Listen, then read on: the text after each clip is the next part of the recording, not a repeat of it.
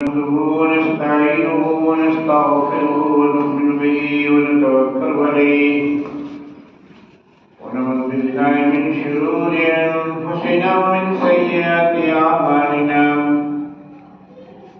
من يهده الله فلا مضل له ومن يضلل فلا هادي له وأشهد أن لا إله إلا الله وحده لا شريك له وأشهد أن محمدا عبده ورسوله أما بعد فإن خير الحديث كتاب الله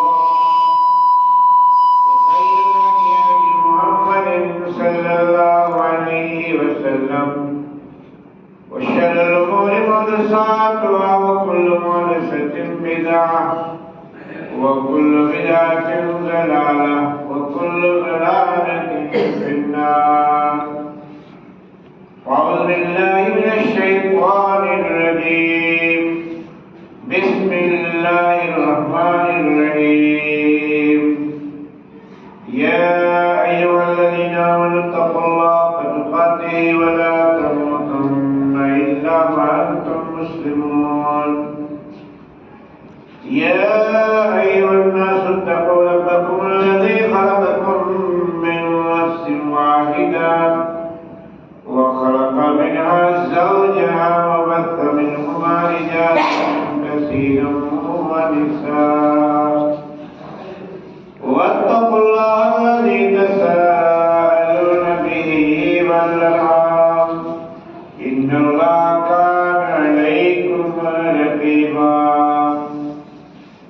يا أيها الذين آمنوا اتقوا الله وقولوا قولا سديدا يصلح لكم أعمالكم ويغفر لكم ذنوبكم ومن يطع الله ورسوله فقد فاز فوزا عظيما. بسم الله الرحمن الرحيم. قاف القرآن المجيد بل عجبوا أن جاءهم منذر منهم فقال الكافرون هذا شيء عجيب أإذا متنا وكنا ترابا ذلك ليوم بعيد قد علمنا ما تنقص الأرض منهم وعندنا كتاب حفيظ بل كذبوا بالحق لما جاءهم فهم في أمر مريض. وقال في موضع آخر سارعوا إلى مغفرة من ربكم رب اشرح لي صدري ويسر لي أمري واحلل عقدة من لساني يفقهوا قولي. سبحانك لا علم لنا إلا ما علمتنا إنك أنت العليم الحكيم. فترہ کی تعریف و توصیف برائے کی حسنہ اللہ رب العالمین احکم الحاکمین کے لیے، اور یہ بات کہ اسی کے لیے ہر طرح کی حمد و ثنا ہے، کسی اور کے لیے نہ نماز ہے نہ قربانی ہے نہ دیگر عبادات جسمانی اور نہ دیگر عبادات مالی. حضرت ابراہیم علیہ السلام نے کہا ان صلاتی و نسکی و محیای و مماتی للہ رب العالمین.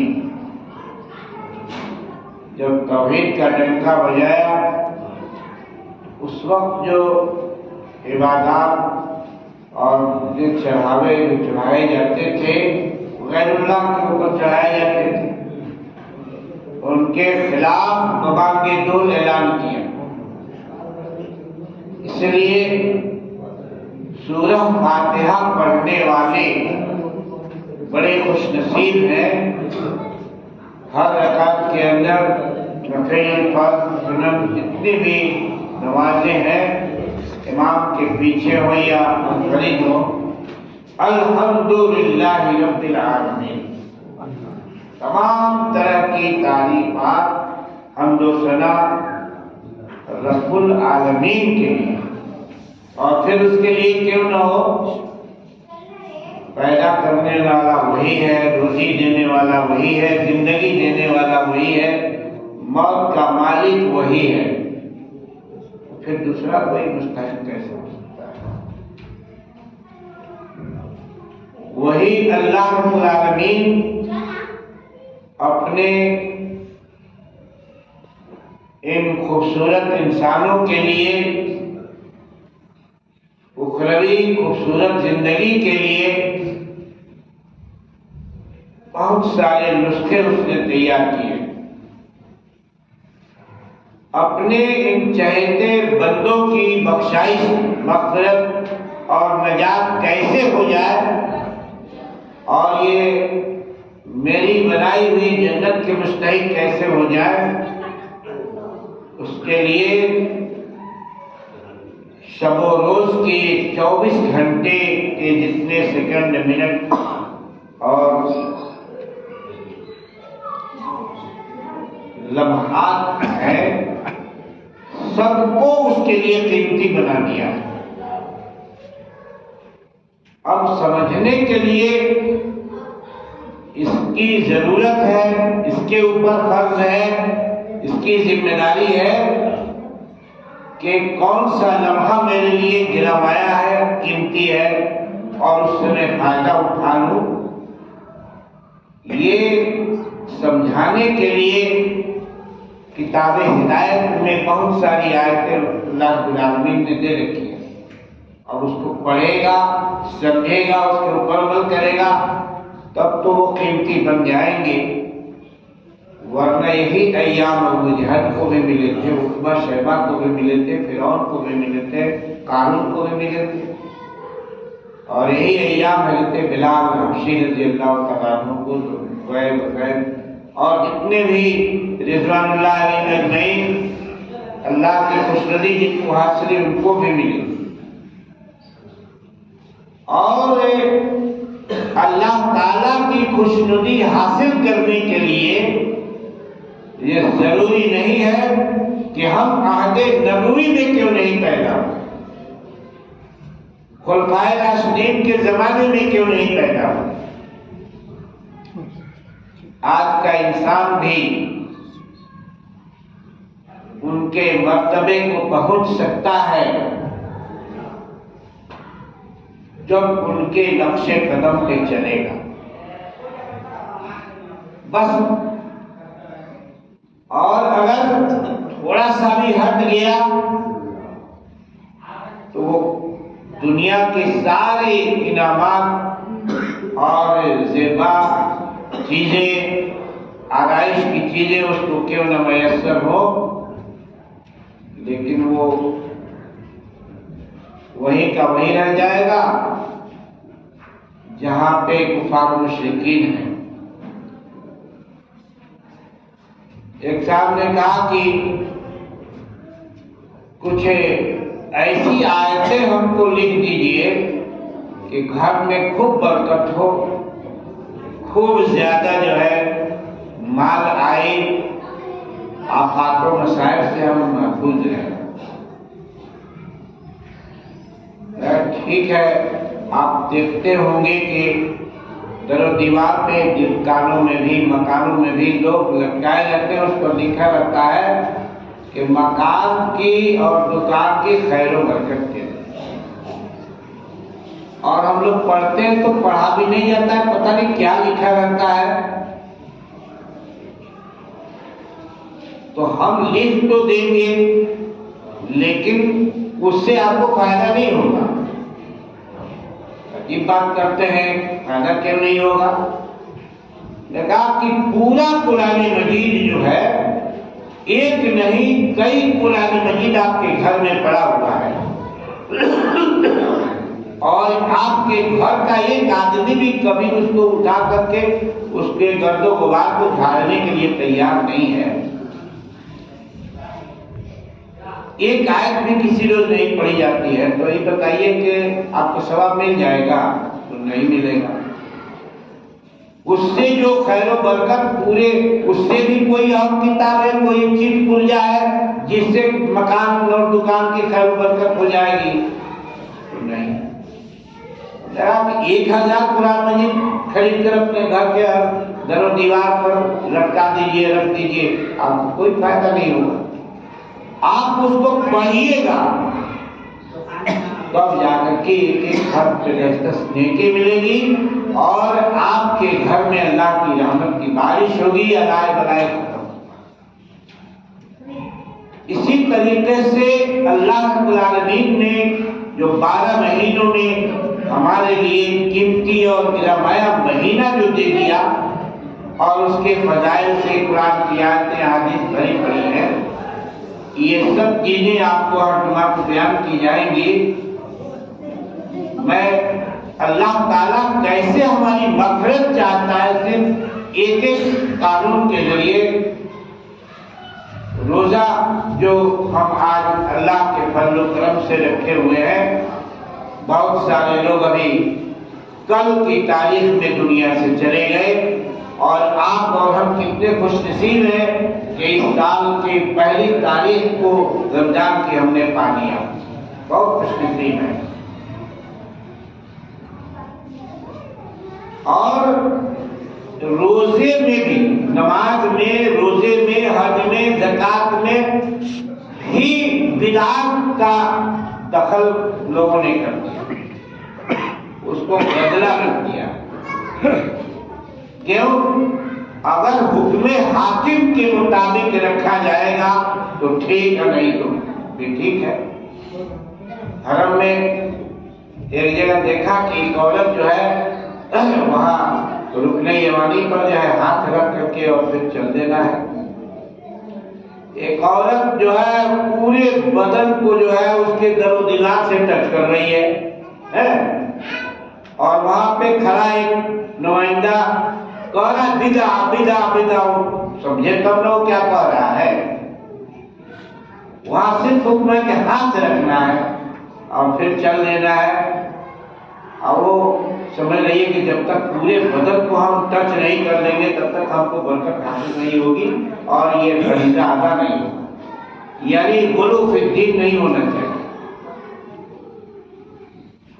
روزے کے تعلق سے، رمضان کے تعلق سے 1,00,000 مسائل ہیں۔ میں آپ کو روزہ کے بارے میں صرف بتا دوں کہ یہ رمضان المبارک کا جو 30 روزہ ہے، یہ قرآن مجید کی آیت سے مستدل ہے، آیتیں مستدل ہیں، یعنی اس میں کہیں ایک پیچ نہیں ہے کہ رکھنا ہے کہ نہیں رکھنا ہے۔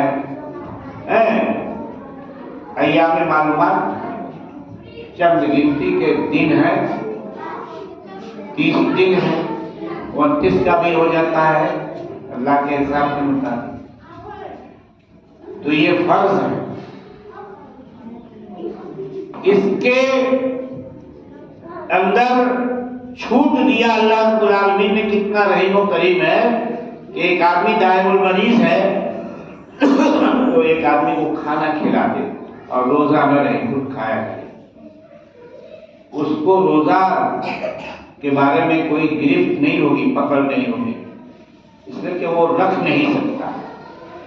لیکن ایک آدمی رکھ سکتا ہے اور جان بوجھ کر بے دردی کے ساتھ اس کو توڑتا ہے، دن دہاڑے لوگوں کو دکھا کے کھاتا ہے، بعد میں اگر اسے افسوس بھی ہوا تو مسلسل کتنوں مہینے وہ روزہ رکھے گا، لیکن ایک روزہ جان بوجھ کر توڑنے کا وہ بدل نہیں ہو سکتا ہے، اتنا اللہ رب العالمین ناراض ہو جاتا ہے۔ یہ اس کے بعد کے جو روزے ہیں، یعنی اس کے ذریعے تو اپنی بخشائش کرا لے گا کہ یہ ارکان اسلام میں سے ایک رکن ہے جس کو اس نے ادا کر دیا۔ الحمدللہ امت مسلمہ کا ہر فرد اتنا تو ضرور اس کے اندر شعور بیدار ہو جاتا ہے کہ اس ماہ مبارک کی برکت سے ہر آدمی بڑی لگن اور محبت کے ساتھ جو لوگ رکھتے ہیں اس روزے کو رکھتے ہیں، اللہ سے دعا کریں کہ اللہ تعالیٰ ان کے اس روزے کو درجہ قبولیت عطا فرمائے، اس لیے کہ اللہ تعالیٰ اپنے ہاتھ سے اس کی نیکی لکھتا ہے۔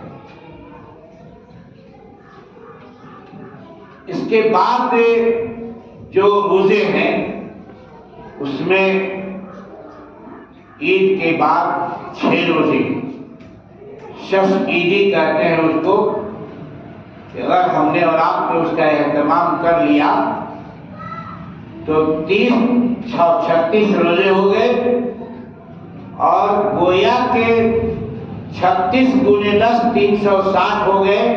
ایک روزہ آدمی رکھتا ہے تو اس کو 10 روزے کا ثواب اللہ رب العالمین دیتا ہے۔ ایک آدمی گویا کہ پورے سال کھانا کھا رہا ہے اور روزے کا ثواب بھی اس کو ملتا ہے۔ اب اللہ تعالیٰ کی طرف سے ہمیں کہتا ہے ایک سال تو یہ ہوا،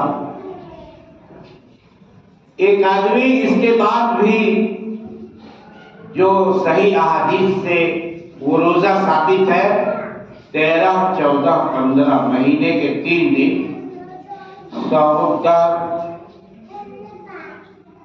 ایام 20 انہیں کہا جاتا ہے۔ 20 اس لیے کہا جاتا ہے کہ ان دنوں میں چاند پوری گولائی میں اور بڑی روشنی کے ساتھ ہوتا ہے، پوری روشنی ہوتی ہے۔ ایسے ہی 14ویں کا چاند مشہور ہے۔ تو ایک روزہ اس نے رکھا تو 10 ملا، دوسرا روزہ تو 10 ملا، تیسرا رکھا تو 10 ملا، 30 دن سے ہو گئے۔ گویا کہ وہ ایک مہینے میں 2 مہینے کے برابر وہ گویا روزہ رکھتا ہے، یعنی ایک سال میں 2 سال گویا کہ وہ روزہ رکھ رہا ہے۔ صحیح حدیث کے مطابق روزہ رکھتا ہے۔ میری ماں بہنیں عورتیں بہت شیدا ہوتی ہیں روزہ کے، اور یہ نصف شعبان کا بھی روزہ رکھتی ہیں۔ میں بھی بتاتا ہوں کہ اس کی حقیقت کیا ہے۔ اس شخص عیدی کے بعد وہ 3 دن روزے وہ ہیں، اس کے بعد مسنون روزہ یکفر سنتن ماضیتن ویکفر سنتن آتیتن، حضرت عائشہ صدیقہ رضی اللہ تعالیٰ عنہ سے مروی روایت میں ہے قربانی سے پہلے والا دن یعنی 9ویں ذی الحجہ جس کو صوم عرفہ کہتے ہیں، یعنی یوم عرفہ کو وہ روزہ رکھا جاتا ہے۔ 2 سالوں کے گزشتہ 1 سال اور آئندہ 1 سال کے صغیرہ گناہوں کے لیے وہ کفارہ ہے۔ اگر ایک آدمی چاہے تو چاند نکلنے کے بعد کل کا دن جو شروع ہوتا ہے یعنی ذی الحجہ کی پہلی تاریخ جو ہوتی ہے لگاتار رکھنا چاہے، پہلی دوسری سے لے کر 9 تک رکھ سکتا ہے۔ ان کو اس میں حدیث کے اندر آتا ہے کہ کوئی بھی کام بندے کا اس میں بہت افضل ہوتا ہے کہ جائے وہ روزے کی حالت میں اس کو کرے، لیکن 9ویں ذی الحجہ کا روزہ اس دن حاجیوں کو وہ روزہ نہیں رکھ رہا ہے۔ حجاج کرام جو میدان عرفات میں ہوتے ہیں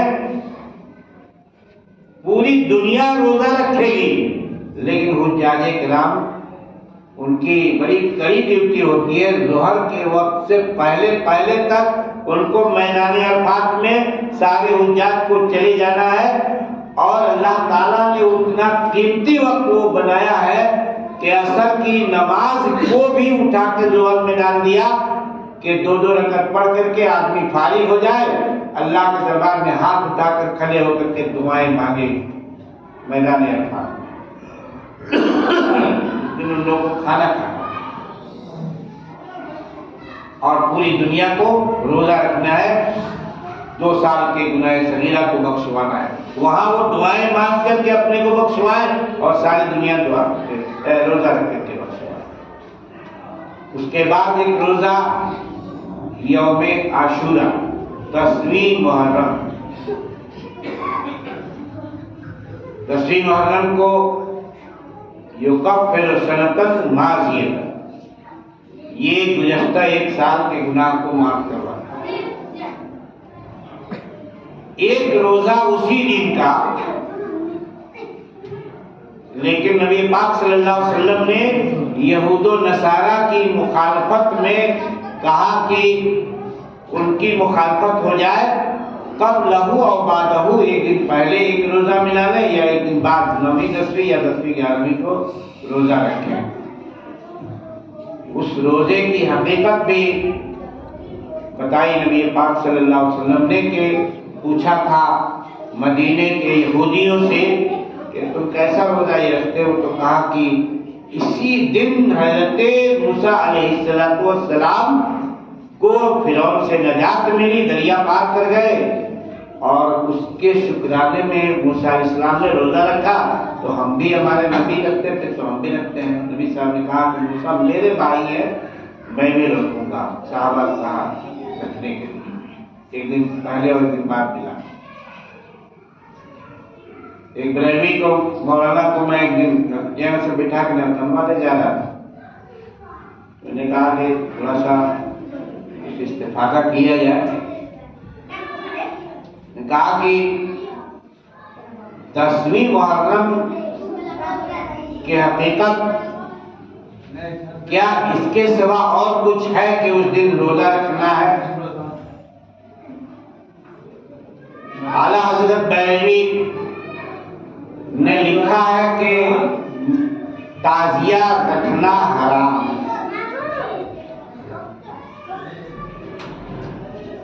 تو وہ بانس اور کاغذ کا جو محمری جھنڈے کی طرف کھڑے کر دیتے ہیں، اسی کا نام تعزیہ ہے۔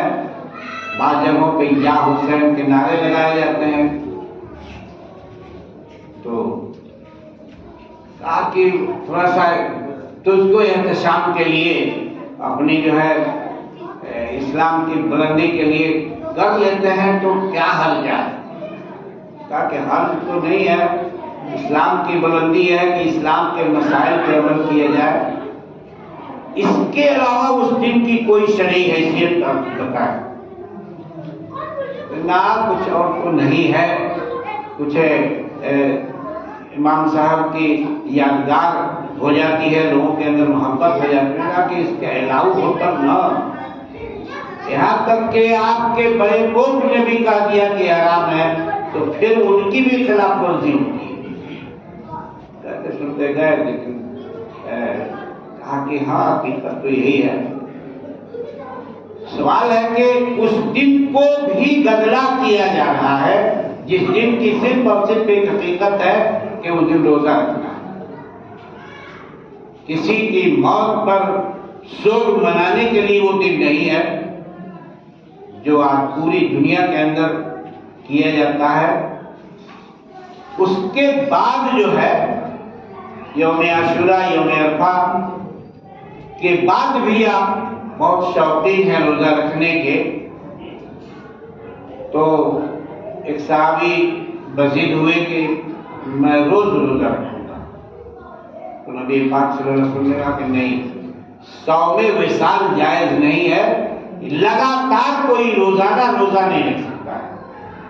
ہاں روزہ اگر بہت رکھنے کا شوق ہے تو صوم تعبدی رکھو، یعنی ایک دن روزہ رکھیں اور ایک دن جو ہے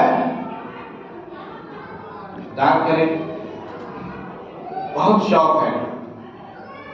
اس کے علاوہ پھر حدیث کے اندر آتا، داؤد شریف کی روایت ہے کہ سوموار کے دن اور جمعرات کے دن آدمی روزہ رکھے۔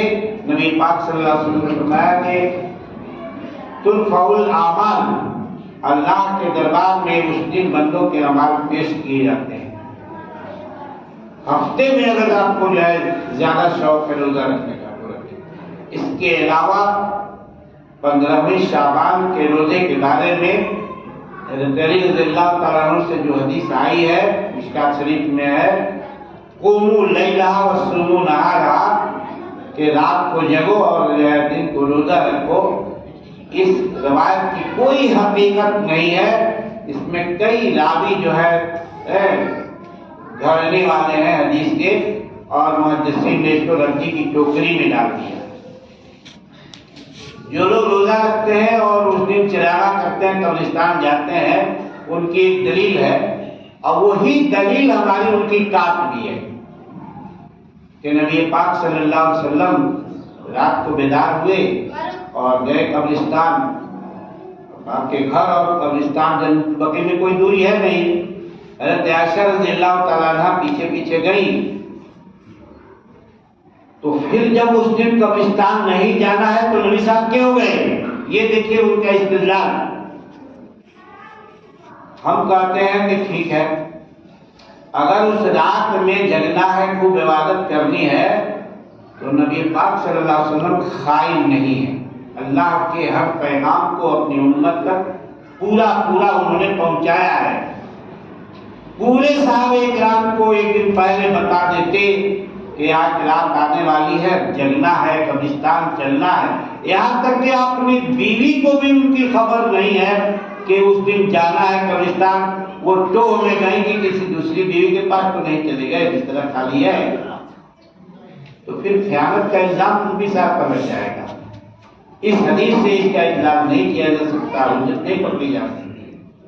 میرے دوست اور بزرگوں، اللہ تعالیٰ نے جو ہمیں یہ فرصت دی ہے اور بہت بہترین لمحہ ہمیں ملا ہے، اس کا ایک قیمتی لمحات کو ہم اپنے لیے غنیمت سمجھیں، اور تلاوت کے ذریعے، اور اگر بیٹھ کر کے تلاوت کرنے کی فرصت نہیں ہے، کام میں لگے ہیں، تو سبحان اللہ والحمدہ، سبحان اللہ العظیم اور دیگر اذکار، اللہم اغفر لحینا ومیتنا وشاہدنا وغائبنا، یہ جنازے کی دعا اتنی جامع دعا ہے کہ آپ کو ابھی بھی کسی وقت پڑھتے رہیے۔ اللہ تعالیٰ سب کے لیے دعا ہے، اپنے لیے بھی سب کے لیے بہت ساری دعائیں۔ اللہ تعالیٰ ہم لوگوں کو رمضان مبارک کے اس سنہرے موقع کو ہمارے لیے باعث خیر و برکت اور آخرت میں نجات کا ذریعہ بنائے۔ ہمارے اس ٹوٹے پھوٹے روزوں کو اللہ تعالیٰ قبول فرمائے۔ جو بھائی اس رمضان کے مہینے میں بھی روزہ نہیں رکھ رہے ہیں، اللہ تعالیٰ انہیں تو توفیق عطا فرما، اور جو ہے نمازوں سے دور ہو جاتے ہیں رمضان کے بعد، اللہ تعالیٰ اس ٹریننگ اور اس تربیت کا اثر ایسا ان کے اوپر ڈال دے کہ وہ پورے سال پکے نمازی بن کر کے رہیں۔ اللہ تعالیٰ ہمیں اس کی توفیق عطا فرمائے۔ بارک اللہ